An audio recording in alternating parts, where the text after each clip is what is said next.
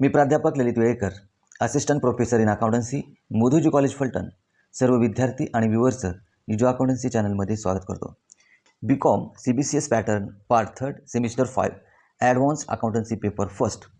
तर यामधील unit first bank final account vertical format only तुम्ही स्क्रीनवर बघू शकता की तुमच्यासमोर हा BCom पार्ट 3चा सेमिस्टर 5चा ॲडव्हान्स अकाउंटन्सी पेपर फर्स्टचा सिलेबस आहे आणि क्वेश्चन पेपर स्ट्रक्चरसुद्धा या ठिकाणी स्क्रीनवर तुम्हाला दिसतं आहे.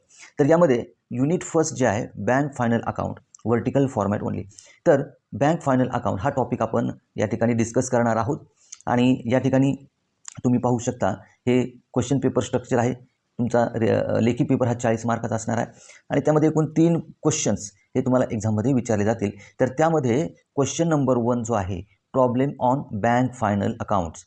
काय म्हटलं आहे, this problem should be on profit and loss account, balance sheet along with required schedule, 16 mark.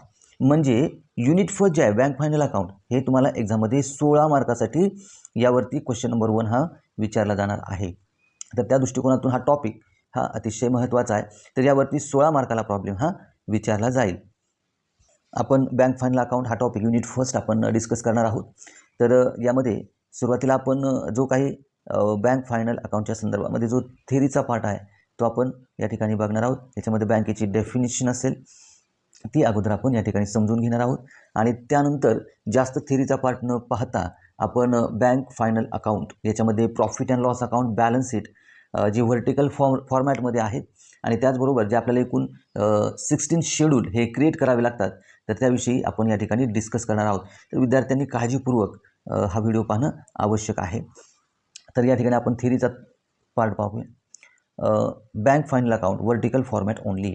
आता हा पार्ट सुरू करण्यापूर्वी हा व्हर्टिकल फॉर्मॅट हा नेमका काय आहे तर हा समजावून घेणं आवश्यक आहे. तर बघा, पूर्वी आपण म्हणजे अगदी 11वी 12वीपासून आपण फायनल अकाउंट शिकत आलेलो आहोत, बरोबर आहे. फायनल अकाउंट यापूर्वी आपण शिकलेलो आहोत, परंतु यामध्ये आपल्याला व्हर्टिकल फॉर्मॅटमध्ये फायनल अकाउंट तयार करायचं आहे. तर फायनल अकाउंट हे जनरली 2 प्रकारे तयार केले जातील. एक म्हणजे होरिझॉन्टल मेथड किंवा होरिझॉन्टल फॉर्मॅट आणि दुसरा जो फॉर्मॅट आहे जो आपल्याला सिलेबसमध्ये आहे तो म्हणजे व्हर्टिकल फॉर्मॅट, बरोबर आहे. आता हा होरिझॉन्टल फॉर्मॅट यापूर्वी आपण शिकलेलो आहोत. होरिझॉन्टल फॉर्मॅटमध्ये जर आपल्याला प्रॉफिट अँड लॉस अकाउंट जर बनवायचं असेल तर आपण साधारणपणे अशा पद्धतीने बनवतो. त्याला टी टाईप फॉर्मॅट असेही म्हणतात. हे आपणाला सर्वांना माहीत आहे. त्याच्यामध्ये 2 साईड असतात, debit side, credit side, particulars आणि पर्टिक्युलर, बरोबर आहे. म्हणजे यामध्ये बघा किंवा जर बॅलन्स शीट जर बनवायचं असेल, बॅलन्स शीट आपण कसं बनवतो साधारणपणे लायबिलिटीज आणि असेट्स, बरोबर आहे. आता एकंदरीत बघा होरिझॉन्टल फॉर्मॅटमध्ये त्याच्यामध्ये ड्युअल ॲस्पेक्ट्स आपण दाखवतो 2 साईडमध्ये, म्हणजे डेबिट साईड आणि credit side. Profit and loss account असेल किंवा बॅलन्स शीट असेल तर लायबिलिटीज आणि असेट ह्याला टी टाईप फॉर्मॅट असं म्हणतात, होरिझॉन्टल फॉर्मॅट. आणि हा फॉर्मॅट आपण आतापर्यंत शिकत आलेलो आहे. परंतु व्हर्टिकल फॉर्मॅट जो आहे तो मात्र यापेक्षा थोडासा वेगळा आहे, परंतु याच पद्धतीने ट्रान्झॅक्शन हे आपण रेकॉर्डिंग करतो. तर यामध्ये बघा, जर समजा आपल्याला प्रॉफिट अँड लॉस अकाउंट जर बनवायचं असेल व्हर्टिकल फॉर्मॅटमध्ये तर साधारणपणे आपण उभ्या पद्धतीनं, म्हणजे याला आपण आडवी मांडणी म्हणूया आणि ही जी मांडणी आहे ती उभी मांडणी आहे. उदाहरणार्थ या ठिकाणी आपण म्हणूया पर्टिक्युलर्स आणि रुपीज, म्हणजे यामध्ये पुन्हा 2 कॉलम होतील, करंट इयर आणि प्रिव्हियस इयर रुपीज, बरोबर आहे. तर याच्यामध्ये बघा आपल्याला माहिती आहे प्रॉफिट अँड लॉस अकाउंटच्या डेबिट साईडला आपण एक्सपेन्सेस घेतो आणि क्रेडिट साईडला आपण इन्कम घेतो, बरोबर आहे. तर या ठिकाणी व्हर्टिकल फॉर्मॅटमध्ये जर आपल्याला प्रॉफिट अँड लॉस अकाउंट जर बनवायचं असेल तर त्याची आपण जे टेबल तयार करतो तर तो अशा पद्धतीने उभ्या मांडणीमध्ये करतो, पर्टिक्युलर्स रुपीज आणि यामध्ये मग आपण इन्कम घेणार, इन्कम, आणि ते सर्व इन्कम आपण या ठिकाणी रेकॉर्ड करणार आणि त्यांची एकूण टोटल या ठिकाणी येईल, इन्कमची टोटल. आणि त्याच्याखाली पुन्हा एक्सपेन्सेस जे आपण या ठिकाणी रेकॉर्ड करणार आणि त्याची टोटल या ठिकाणी येईल, बरोबर आहे. आणि मग इन्कममधून एक्सपेन्सेस लेस केल्यानंतर जे अमाऊंट शिल्लक राहील किंवा मग आपण त्यातून मग पुन्हा नेट प्रॉफिट किंवा नेट लॉस किती झालेला आहे ते आपण या ठिकाणी फाइंड आउट करू, बरोबर आहे. आता बॅलन्स शीटसुद्धा तशाच पद्धतीनं आपल्याला बनवायचं आहे. Balance sheet, okay. बॅलन्स शीटमध्ये सुद्धा अशीच उभी मांडणी किंवा उभ्या फॉर्मॅटमध्ये आपण या ठिकाणी करू शकतो. यामध्ये पर्टिक्युलर्स रुपीज आणि रुपीज, बरोबर आहे. तर याच्यामध्ये सुरुवातीला आपण असेट्स घेणार, जेवढे असेट आहेत ते, बरोबर आहे, त्याची टोटल या ठिकाणी येईल आणि त्यानंतर आपण लायबिलिटीज या ठिकाणी शो करणार आणि मग त्याची काय असेल ती टोटल या ठिकाणी येईल. आपल्याला माहिती आहे की बॅलन्स शीट हे नेहमी असेट आणि लायबिलिटीज इक्वल दाखवतात, बरोबर आहे. म्हणजे या दोन्हीचे टोटल जर इक्वल आले तर आपण साधारणपणे म्हणू शकतो की आपला हा प्रॉब्लेम टॅली झाला. परंतु सगळ्यात महत्त्वाचं काय तर आपल्याला हॉरिझॉन्टल फॉर्मॅट आणि व्हर्टिकल फॉर्मॅट, सगळ्यात महत्त्वाचं काय तर आपल्याला व्हर्टिकल फॉर्मॅटमध्ये बँक फायनल अकाउंट तयार करायचं आहे. तर हे व्हर्टिकल फॉर्मॅट काय आहे तर हे तुम्हाला अगोदर समजलं पाहिजे. तर हॉरिझॉन्टल मेथडप्रमाणे आपण यापूर्वी अकाउंट्स बनवत होतो, फायनल अकाउंट बनवत होतो, पण आता आपल्याला अशा पद्धतीने म्हणजे व्हर्टिकल फॉर्मॅट म्हणलं तर त्याला आडवी मांडणी म्हणतात आणि व्हर्टिकल फॉर्मॅटमध्ये उभी मांडणी जी तुम्हाला या ठिकाणी शो होते आहे, बरोबर आहे. तर हे अगोदर आपल्याला माहीत असणं आवश्यक आहे आणि या व्हर्टिकल फॉर्मॅटमध्ये आपल्याला बँक फायनल अकाउंट हे तयार करायचं आहे. आणि एक महत्त्वाचं काय तर ज्या पद्धतीनं आपण यापूर्वी जे फायनल्स अकाउंट बनवत होतो अगदी त्याच पद्धतीनं या ठिकाणी ट्रान्झॅक्शन्स हे असणार आहेत. दुसरी गोष्ट ही आपल्याला माहीत असणं अत्यंत आवश्यक आहे.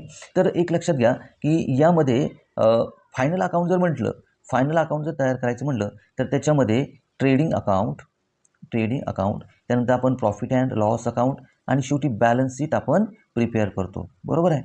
बॅलन्स शीट आपण प्रिपेअर करतो. पण फायनल म्हणजे बँक फायनल अकाउंटमध्ये आपल्याला ट्रेडिंग अकाउंट हे बनवण्याची आवश्यकता नसते. का आवश्यकता नसते तर ज्या मॅन्युफॅक्चरिंग कंपन्या आहेत, मॅन्युफॅक्चरिंग कंपन्या ज्या आहेत त्यांनाच केवळ ट्रेडिंग अकाउंट हे बनवावं लागतं, ओके. कारण ह्या मॅन्युफॅक्चरिंग कंपन्यामध्ये एखादं प्रॉडक्ट बनवलं जातं, तसं बँकेमध्ये कोणतंही प्रॉडक्ट बनवलं जात नाही. मग जर एखाद्या कंपनीमध्ये किंवा बिझनेसमध्ये जर प्रॉडक्ट बनवलं जात असेल तरच ट्रेडिंग अकाउंट बनवलं जाईल.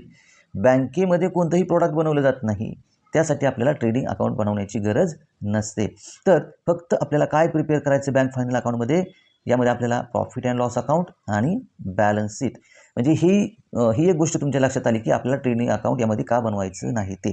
त्यानंतर तिसरे माझ्या मते इम्पॉर्टंट पॉईंट हा विद्यार्थ्यांना माहीत असणं आवश्यक आहे, तो म्हणजे बँकचा income source, okay, income source. आता बघा मॅन्युफॅक्चरिंग कंपनी जर असेल तर त्यांचा इन्कम सोर्स काय असतो, ते मॅन्युफॅक्चरिंग करतात, प्रॉडक्ट बनवतात आणि ते सेल्स करून त्यातून ते इन्कम जनरेट करतात, बरोबर आहे. पण बँकेचा जो इन्कम सोर्स आहे तो काय असू शकतो, कारण या ठिकाणी बघा आपल्याला साधारणपणे फायनल अकाउंट तयार करत असताना यामध्ये आपल्याला माहिती आहे की इन्कम, दुसरे एक्सपेन्सेस, त्यानंतर असेट्स आणि लायबिलिटीज.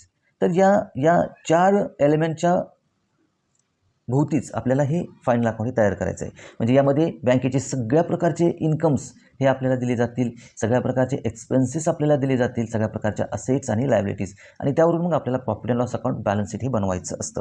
आता आपला मुद्दा चालू होता की बँकेचा जो इन्कम सोर्स आहे तो काय असतो.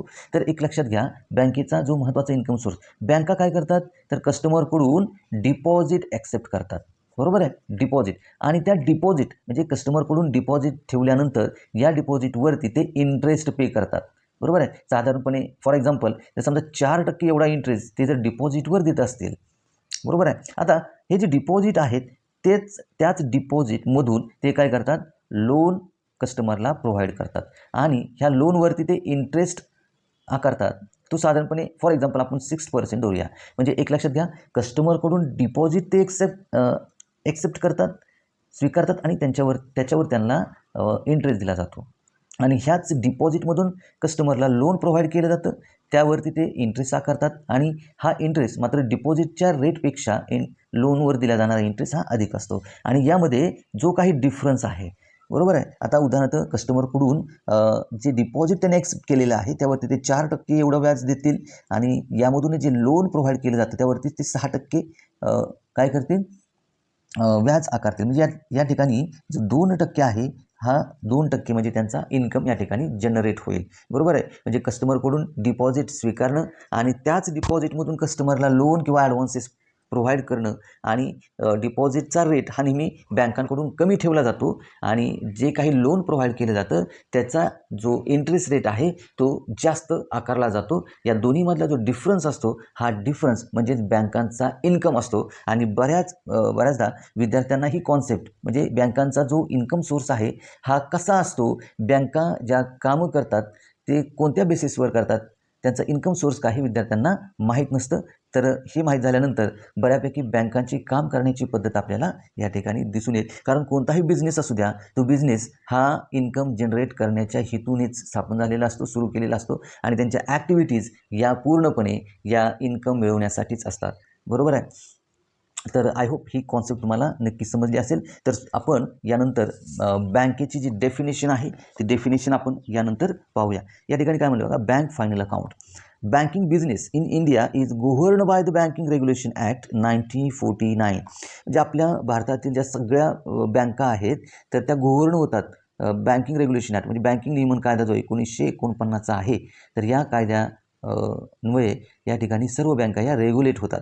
According to section of this act, provision of companies act 2013 are also applicable to banking companies in the absence of special provisions in that regards in the Banking Regulation Act 1949. म्हणजे बघा जो banking regulation act 1949 आहे तर त्याच्या ॲब्सेन्समध्ये आपला जो company act आहे 2013चा तो त्या ठिकाणी लागू होतो.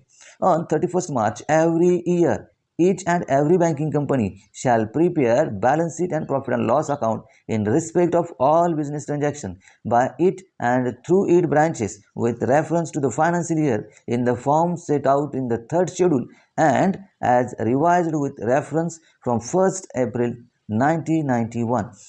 म्हणजे या ठिकाणी बघा प्रत्येक वर्षाच्या each year every banking company shall prepare balance sheet and profit and loss account on 31st March every year. म्हणजे 31 मार्चला प्रत्येक वर्षी 31 मार्चला प्रत्येक बँकाला किंवा बँकिंग कंपनीला हे बॅलन्स शीट आणि प्रॉफिट अँड लॉस अकाउंट हे प्रिपेअर करावं लागतं. हे थर्ड शेड्यूलमध्ये इथं दिलेलं आहे. In third schedule in revise. हे थर्ड शेड्यूल कधी रिवाइज झालेलं आहे, reference from 1st April 1991. Form A in the third schedule. तर या ठिकाणी थर्ड शेड्यूलमध्ये फॉर्म ए दिलेला आहे. हा फॉर्म ए जो आहे तो बॅलन्स शीटसाठी आहे. In is the balance sheet and form B. या ठिकाणी बघा हे महत्त्वाचं आहे. फॉर्म ए आणि फॉर्म बीमध्ये, फॉर्म एमध्ये आपल्याला बॅलन्स शीट तयार करायचं आहे आणि फॉर्म बीमध्ये आपल्याला प्रॉफिट अँड लॉस अकाउंट हे तयार करायचं आहे. आता डेफिनेशन आपण बघूया. Bank is a commercial institution licence to accept deposits and acts as a safe custodian of the funds of its customer. म्हणजे बँकेचे जे कस्टमर्स आहेत तर त्यांच्याकडून फंड ॲक्सेप्ट करणं, त्यांना कस्टडियन प्रोव्हाइड करणं, त्यांच्याकडून डिपॉझिट ॲक्सेप्ट करणं, अशी कामं ही कमर्शियल इन्स्टिट्यूशन म्हणलेलं आहे. म्हणजे वाणिज्यिक संस्था असं आपण बँकांना म्हणू शकतो. The principal activities of the bank are receiving deposit and advances loans. मी तुम्हाला आत्ता जी ही कॉन्सेप्ट जी सांगितली बँक इन्कम रिसोर्सेस, बरोबर आहे, ही जी कॉन्सेप्ट तुम्हाला मी आता समजून सांगितलेली आहे तर त्यामध्ये स्पष्टपणे आपण समजून घेऊ शकतो. यामध्ये काय म्हणलेलं आहे, द प्रिन्सिपल ॲक्टिव्हिटी म्हणजे बँकांची जी महत्त्वाची ॲक्टिव्हिटी आहे ती कोणती आहे, of a bank are receiving deposits and advancing loan. म्हणजे कस्टमरकडून ते डिपॉझिट स्वीकारतात आणि त्यातूनच ते ॲडव्हान्सिंग लोन प्रोव्हाइड करतात. बरोबर आहे. फक्त डिपॉझिटवरचा इंटरेस्ट रेट आणि लोनवरचा इंटरेस्ट रेट यामधला जो फरक असतो तोच बँकांचा इन्कम सोर्स असतो. ओके. तर या ठिकाणी पुढं म्हणलेलं आहे as per section 5B of the banking regulation act 1949. म्हणजे बँकिंग रेग्युलेशन ॲक्ट 1949 नुसार बँकेची डेफिनेशन दिलेलं आहे. Banking means the accepting for the purpose of lending or investments of deposit of money from the public repayable on demand or otherwise and withdrawal by cheque drafts order and otherwise. म्हणजे या ठिकाणी या डेफिनेशनमध्ये आपल्याला सांगितलेलं आहे की banking म्हणजे काय, तर accepting for the purpose of lending or investment. बरोबर आहे. याच्यामध्ये लेंडिंग म्हणजे कर्ज देणं किंवा गुंतवणूक करणं हा बँकांचा हेतू असतो. For deposit of money from the public repayable म्हणजे जे पब्लिक किंवा जे कस्टमर्स आहेत तर त्यांच्याकडून डिपॉझिट हे पैशामध्ये स्वीकारणं किंवा ते परत करणं ऑन डिमांड ऑर अदरवाईज. त्यांच्या मागणीनुसार ते डिपॉझिट त्यांना रिपे करणं otherwise and withdrawal by cheque drafts order and otherwise. तर एकतर कस्टमरकडून डिपॉझिट ॲक्सेप्ट करणं, त्यांच्या डिमांडनुसार ते त्यांना प्रोव्हाइड करणं, विथड्रॉ करणं, त्याच्यामध्ये चेक्स असतील, ड्राफ्ट्स असतील, ऑर्डर्स असतील, त्याच्या माध्यमातून त्यांना परत करणं. तर अशा पद्धतीने ही बँकेची या ठिकाणी डेफिनेशन या ठिकाणी दिलेली आहे. तर बाकीचा भाग यामध्ये जो आहे म्हणजे एकंदरीत जो थिअरीचा पार्ट आहे, त्याच्या प्रोव्हिजन्स असतील, अकाउंटिंग ट्रीटमेंट असेल, हे सर्व आपण जे प्रॅक्टिकल प्रॉब्लेम पाहत असताना आपल्या लक्षात येतील. फक्त या ठिकाणी बँक फायनल अकाउंटमध्ये फक्त तुम्हाला सुरुवातीला थेरीचा पार्ट यामध्ये बँकेची डेफिनेशन आणि बँक ही कॉन्सेप्ट आपल्याला समजणं आवश्यक आहे. त्यानंतर आपल्याला बॅलन्स शीट म्हणजे व्हर्टिकल फॉर्मॅटमध्ये बॅलन्स शीट आणि प्रॉफिट अँड लॉस अकाउंट त्याचा फॉर्मॅट आपल्याला बघायचा आहे. तर विद्यार्थ्यांनी हा फॉर्मॅट अतिशय काळजीपूर्वक बघितला पाहिजे, पाहिला पाहिजे, समजून घेतला पाहिजे. कारण का तर हा जो फॉर्मॅट आहे तो फिक्स आहे आणि सगळ्यात महत्त्वाचं काय तर ह्या फॉर्मॅटनुसार आपल्याला शेड्यूल बनवावे लागतात. म्हणजे एकूण टोटल 16 शेड्यूल्स आहेत, 16 schedules R required.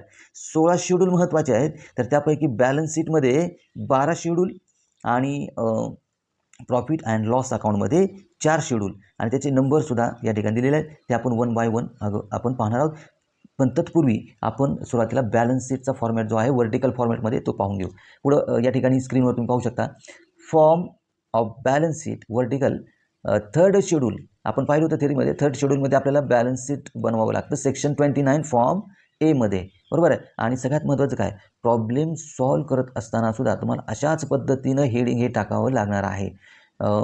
Form of balance sheet third schedule section 29 form A form of balance sheet of dash dash bank as on 31 March जे काही इयर या ठिकाणी असेल ते. तर त्याच्यामध्ये बघा बॅलन्स शीट तयार करताना आपल्याला माहिती आहे की होरिझॉन्टल फॉर्मॅटमध्ये मी ही कॉन्सेप्ट तुम्हाला सांगितली होती की होरिझॉन्टल फॉर्मॅटमध्ये बॅलन्स शीट आपण पूर्वी 2 साईडमध्ये बनत होतो लायबिलिटीज आणि असेट. परंतु व्हर्टिकल फॉर्मॅटमध्ये आपल्याला अशा पद्धतीनं बॅलन्स शीट हे बनवावं लागतं. त्यामध्ये बघा एकूण तुम्हाला 4 कॉलम करावे लागतील. Particulars, schedule number, current year आणि प्रिव्हियस इयर. आता बऱ्याच वेळा काय होतं की आपल्याला प्रॉब्लेममध्ये ज्या काही अमाऊंट किंवा व्हॅल्यू दिलेल्या आहेत तर त्याच्यावरून आपण या ठिकाणी डिसाईड करायचं आहे की याच्यामध्ये करंट इयर किंवा प्रिव्हियस इयरचा कॉलम घ्यायचा आहे का नाही. आता यामध्ये करंट इयरच्या व्हॅल्यू ह्या प्रॉब्लेममध्ये दिल्या जातील. मात्र प्रिव्हियस इयरच्या जर व्हॅल्यू दिल्या नसतील तर आपण हा कॉलम जो आहे तो नाही तयार केला तरी चालेल. मात्र करंट इयरच्या अमाऊंटचा कॉलम आपल्याला बनावा लागतो. तर साधारणपणे एक फॉर्मॅटमध्ये पर्टिक्युलरचा एक column, schedule number, current year आणि प्रिव्हियस इयर असे 4 कॉलम आपल्याला हे बनवावे लागतात. बघा फॉर्मॅट सिम्पल आहे. तर सुरुवातीला आपण काय घेतो कॅपिटल अँड लायबिलिटीज, बरोबर आहे. कॅपिटल अँड लायबिलिटीज आपण सुरुवातीला घेतो. त्याच्या हेडमध्ये कॅपिटल इथं बघा शेड्यूल नंबर 1 पहिल्यांदा आपण कॅपिटल शेड्यूल नंबर 1, त्यानंतर कॅपिटल झाल्यानंतर reserve and surplus schedule number 2, reserve and surplus झाल्यानंतर डिपॉझिट्स शेड्यूल नंबर 3, त्यानंतर बॉरोविंग्स शेड्यूल नंबर 4 आणि शेवटी other liabilities and provision schedule number 5. म्हणजे बॅलन्स शीटमध्ये सुरुवातीला आपण कॅपिटल लायबिलिटीज घेणार. त्याच्यामध्ये हे 5 शेड्यूल हे कंपल्सरी येतातच, बरोबर आहे. आणि त्यानंतर त्याची टोटल आपल्याला या ठिकाणी करायचे म्हणजे करंट इयरची एकूण टोटल किती झालेली आहे कॅपिटल अँड लायबिलिटीजची आणि प्रिव्हियस इयरची किती झालेली आहे ही या ठिकाणी आपल्याला अमाऊंट शो करायची आहे. आणि त्यानंतर लगेच असेट्स आपल्याला घ्यायच्या आहेत, बरोबर आहे. असेट्स यामध्ये cash in hand and balance with RBI म्हणजे बँकेकडे असणारे कॅश इन हँड आणि RBIकडे त्या बँकेचा असणारा बॅलन्स तो शेड्यूल नंबर 6 मध्ये आपण शो करणार. त्यानंतर balance with other banks, money at call and short notice investment, short notice, okay. Balance with other banks, money at call and short notice schedule number 7, investment schedule number 8, advances schedule number 9, fixed assets schedule number 10, other assets schedule number 11 आणि मग त्यांची एकूण total आपल्याला या ठिकाणी करायची. आणि शेवटी म्हणजे कॅपिटल आणि लायबिलिटीची टोटल होईल शेड्यूल 5 मध्ये. त्यानंतर 6 ते 11 शेड्यूल असेट त्याची टोटल होईल आणि शेवटी कंटिंजेंट लायबिलिटीज त्यांची शेड्यूल असेल 12 नंबरचं शेड्यूल आपल्याला बनवायचं आहे कंटिंजेंट लायबिलिटीज आणि बिल फॉर कलेक्शन. तर अशा पद्धतीने शेड्यूल आपण शेड्यूल नंबर हे प्रॉपर या ठिकाणी येणं आवश्यक आहे. तर हा फॉर्मॅट विद्यार्थ्यांनी काळजीपूर्वक बघितला पाहिजे. अशाच पद्धतीनं आपल्याला प्रॅक्टिकल प्रॉब्लेम जे ते सोडवायचे आहे. आता हे जे सेपरेट आपण शेड्यूल या ठिकाणी नंतर पाहणार आहोत. आता यानंतर आपल्याला profit and loss account vertical फॉर्मॅटमध्ये जे कसं बनवता येते ते पाहायचं आहे. Form of profit and loss account vertical form B म्हणजे बघा बॅलन्स शीट आपल्याला फॉर्म एमध्ये तयार करायचं आहे आणि प्रॉफिट अँड लॉस अकाउंट हे फॉर्म बीमध्ये आपल्याला तयार करायचं आहे. Profit and loss account for the year ended on 31 March आणि या ठिकाणी त्याचं इयर येईल. तर यामध्ये सुद्धा आपल्याला 4 कॉलम बनवायचे आहेत. Particular, schedule number, current year आणि प्रिव्हियस इयर. तर यामध्ये बघा सुरुवातीला आपण इन्कम घेणार, म्हणजे बँकेचे जेवढे काही इन्कम आहेत ते इन्कम आपण सुरुवातीला शो करणार. यामध्ये इंटरेस्ट अर्न म्हणजे बँकेला जो इंटरेस्ट मिळतो, ही जी कॉन्सेप्ट आहे ती पुन्हा एकदा रिवाईज करा. यामध्ये बघा इंटरेस्ट मिळतो, लोन प्रोव्हाइड करून मगच त्यांना इंटरेस्ट या ठिकाणी मिळत असतो, बरोबर आहे. इंटरेस्ट अर्न शेड्यूल नंबर 13 आणि अदर इन्कम शेड्यूल नंबर 40 आणि त्यांची टोटल या ठिकाणी करंट इयरची आणि प्रिव्हियस इयरची टोटल या ठिकाणी आपल्याला शो करायची आहे. त्यानंतर आपण इन्कम झाल्यानंतर एक्सपेंडिचर घेणार, म्हणजे बँकेचे सगळ्या प्रकारचे खर्च या ठिकाणी आपण घेणार. यामध्ये इंटरेस्ट एक्सपेंडेड, बरोबर आहे. त्यामध्ये ऑपरेटिंग एक्सपेन्सेस शेड्यूल नंबर 15 आणि प्रोव्हिजन अँड कंटिजेन्सीज शेड्यूल नंबर 60, बरोबर आहे. आणि त्याची टोटल आपल्याला या ठिकाणी शो करावी लागेल. म्हणजे प्रॉफिट अँड लॉस अकाउंटमध्ये फक्त 4 शेड्यूल येतील. इन्कममध्ये इंटरेस्ट अर्न 13, अदर इन्कम 14 आणि एक्सपेंडिचरमध्ये या ठिकाणी ऑपरेटिंग एक्सपेन्सेस 15 आणि प्रोव्हिजन अँड कंटिजेन्सीज 60 नंबर शेड्यूल आपल्याला त्या ठिकाणी प्रिपेअर करावं लागेल. आणि मग यामध्ये इन्कममधून एक्सपेंडिचर मायनस करून आपण इथं प्रॉफिट अँड लॉस आपण शो करूया. Profit and loss bought forward opening balance किंवा नेट प्रॉफिट और नेट लॉस करंट इयर जो काही येईल तो आपण या ठिकाणी शो करणार, बरोबर आहे. आणि शेवटी ॲप्रोप्रिएशन हा पार्ट खूप महत्त्वाचा आहे. पुढे काय म्हणलं बघा, 25% ट्रान्सफर टू स्टॅट्युटरी रिझर्व्ह, म्हणजे बघा जो काही तुम्ही या ठिकाणी नेट प्रॉफिट शो करणार आहात तर त्यातील 25% प्रॉफिट हा आपल्याला स्टॅट्युटरी रिझर्व्ह ज्याला आपण वैधानिक राखीव निधी म्हणतो, तर त्याच्यामध्ये आपल्याला 25% अमाऊंट ही एकूण प्रॉफिटमधून ट्रान्सफर करावी लागते. ट्रान्सफर टू अदर रिझर्व्ह म्हणजे 25% अगोदर स्टॅट्युटरी रिझर्व्हमध्ये ट्रान्सफर करायची. त्यानंतर इतर रिझर्व्ह असतील जसं की जनरल रिझर्व्ह असतील, त्याचबरोबर काही बँकांचे सिक्युरिटीज प्रीमियम रिझर्व्हसुद्धा असू शकतात, फ्री रिझर्व्ह असू शकतात, तर त्याच्यामध्ये ही अमाऊंट आपण ट्रान्सफर करू शकतो. त्याचबरोबर प्रपोज्ड डिव्हिडंड, इंटरिम डिव्हिडंड आणि मग हे रिझर्व्ह ट्रान्सफर केल्यानंतर राहिलेली अमाऊंट आपण डिव्हिडंड म्हणून देऊ शकतो. आणि मग या ठिकाणी राहिलेला बॅलन्स आपण या ठिकाणी बॅलन्स शीटला कॅरीड करू शकतो आणि त्याची शेवटी टोटल येईल. ओके, तर अशा पद्धतीनं व्हर्टिकल फॉर्मॅटमध्ये बॅलन्स शीटचा फॉर्मॅट आणि प्रॉफिट अँड लॉस अकाउंटचा फॉर्मॅट या ठिकाणी आपण काळजीपूर्वक पाहावा. त्यामध्ये आपण बॅलन्स शीटचा व्हर्टिकल फॉर्मॅट आणि प्रॉफिट अँड लॉस अकाउंटचं व्हर्टिकल फॉर्मॅट आपण पाहिलेलं आहे. ज्याच्यामध्ये एकूण 16 शेड्यूल आपल्याला बनवायचे आहेत. आता प्रॅक्टिकली हे जे 16 शेड्यूल 1 बाय 1 हे कसे असणार आहेत तर ते आपण नेक्स्ट व्हिडिओमध्ये पाहणार आहोत. तर जे विद्यार्थी आणि व्ह्यूअर्स आपल्या चॅनलवर नवीन असतील तर त्यांनी चॅनलला सबस्क्राईब करायचं, लाईक करायचं आहे आणि शेअर करायचं आहे. तर पाहत राहा जो अकाउंटन्सी. Thank you so much.